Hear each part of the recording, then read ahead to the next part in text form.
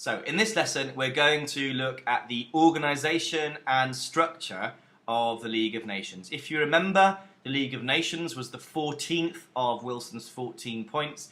Let's read at the bottom actually. This is a postcard that was produced at the time, a memorial postcard for the establishment of the League of Nations. So a general association of nations must be formed under specific covenants for the purpose of affording mutual guarantees of political independence and territorial integrity to great and small states alike.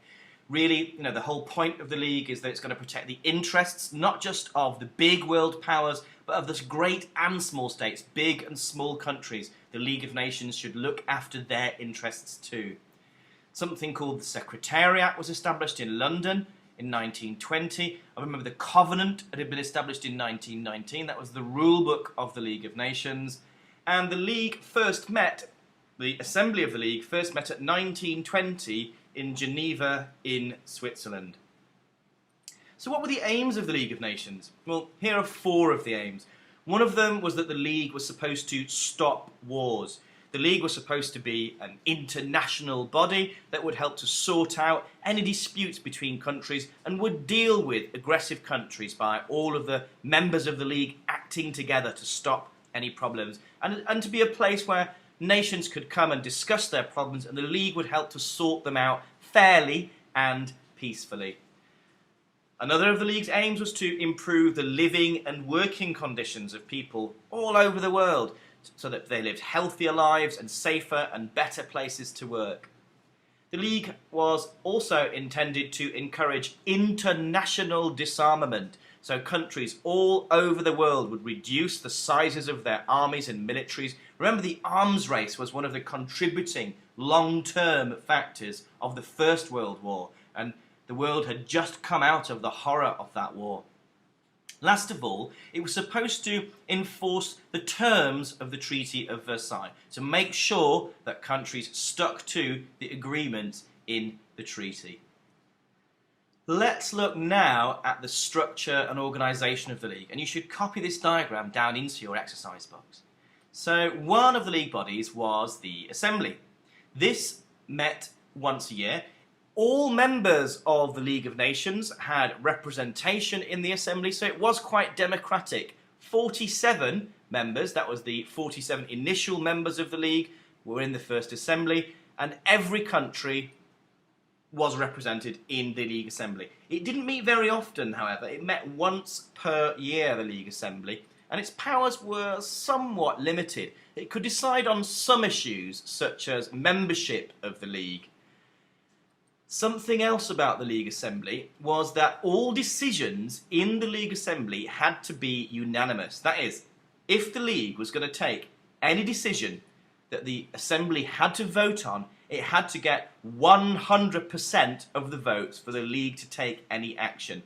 Now, in a way, this is a good thing. It means that any decision taken by the Assembly, all members of the Assembly agree. However, it's in practice very difficult to get member nations from many different nations with many different interests all to agree on something and to vote all together. Another part of the League was the Council, and it's been placed above the Assembly for a reason. This consisted of more powerful and dominant members of the League, and obviously the USA wasn't there, hadn't joined the League, and neither had the USSR. So the League Council, when the League was born, consisted of Britain, France, Italy and Japan as permanent members.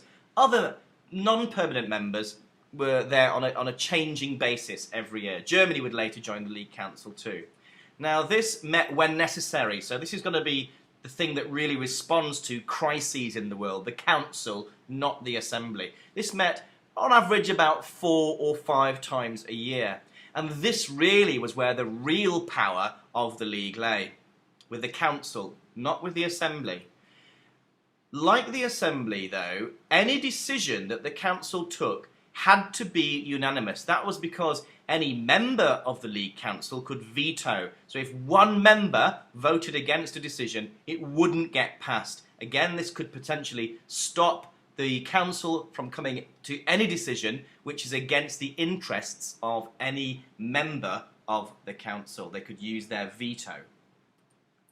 The Secretariat of the League was the civil service of the League. You've got a clue as to its functions when you look at the shape of the word Secretariat. It looks like secretary. It was the office workers, the paper workers of the League. They would do things like arrange meetings and do all of the paperwork. This did have a problem though, because it didn't really ever have enough members. So it took a long time to do anything, to process the paperwork. It was very slow. The Secretariat was rather slow. There were other things that the League of Nations was associated with. These were the commissions of the League of Nations and the committees of the League of Nations. And this is where the League did have some measure of success, as you will see. So, what commissions were there? There was the Mandates Commission. This was supposed to look over the mandates. Remember, the former colonies of Germany and Turkey were supposed to be looked after by Britain and France until they could achieve independence. So the mandates were supposed to make sure that Britain and France looked after the needs of these areas rather than the interests of just Britain and France. There was also the Disarmament Commission. The aim of that obviously was to ensure that countries around the world disarmed. And the Slavery Commission. This certainly did meet with a lot of success. And slavery was still a significant problem in the world of the early 20th century. Committees of the League. These actually survived the death of the League of Nations when the League of Nations failed, and they're now part of the modern United Nations. So the Health Organization was one of the committees of the League. Again, you'll see it had some success. Now it's called the World Health Organization.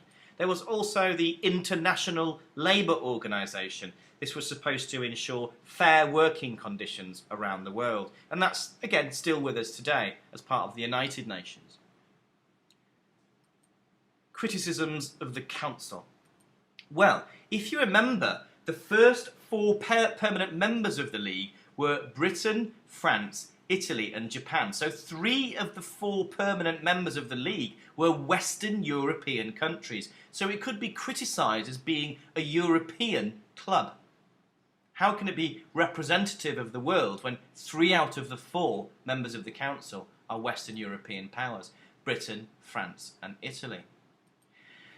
It could be accused of a measure of racial discrimination. In fact, a Japanese delegate at the the Treaty of Versailles tried to get an anti-racial discrimination clause into the covenant, into the rulebook of the League of Nations. But this was opposed by Britain and France and Italy because they were worried that if there was an anti-racial discrimination written into the code of the League of Nations, into the rulebook, the covenant, then the fact that they run as empires, that the Western white European nations run these non-European colonies, they control them, could be threatened potentially by an anti-racial discrimination bill.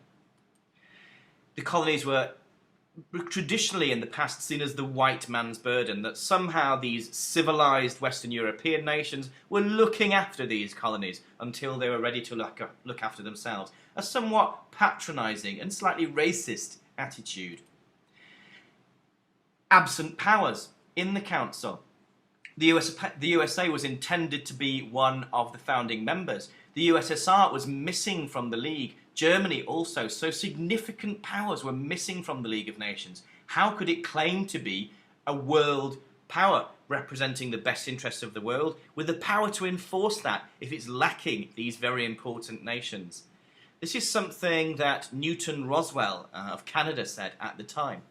You may say that we should have confidence in the European statesmen and leaders. Perhaps we should. But it was European statesmanship, European ambition that drowned the world with blood. He's basically saying, like, okay, you're saying we should have confidence in the Council of the League, but it's dominated by European statesmen. And it was Europe that dragged the world into the horrors of the First World War. A critical weakness of the League was that the United States didn't join. It was supposed to be a member of the Council, so that chair was empty at the Council. Wilson was a Democrat, and the opposing party to the Democrats dominated the Senate of the United States, in the United States government. They were Republicans, and the Republicans tended to be more isolationist. they didn't want America to get involved in old world affairs and wars. They thought America should look after American interests and not spend American lives and money on wars in Europe, for example. And the US Senate prevented America from joining the League of Nations. Let's look at this cartoon for a moment. Look at the title of the cartoon, Looking Our Way for a Blood Donor. So they're using this metaphor. Down here you've got this old man, and this old man is supposed to represent the old powers of Europe. What does it say here? Bloodletting, the only remedy they know. This is a metaphor for the wars that have frequently ravaged across the European continent, and it's the metaphor being used is that of bloodletting, an old medieval medical practice where people used to basically cut open their veins and bleed into buckets. This was supposed to be a cure in the medieval times, and they're using this as a metaphor for war. This cartoonist is saying old war, bloodletting, i.e. warfare, is the only solution that Europe seems to know to deal with its problems. And look what the figure of Uncle Sam that represents America is saying. You can continue your archaic remedy, your old-fashioned remedy, if you want to, but don't depend on me for the transfusion.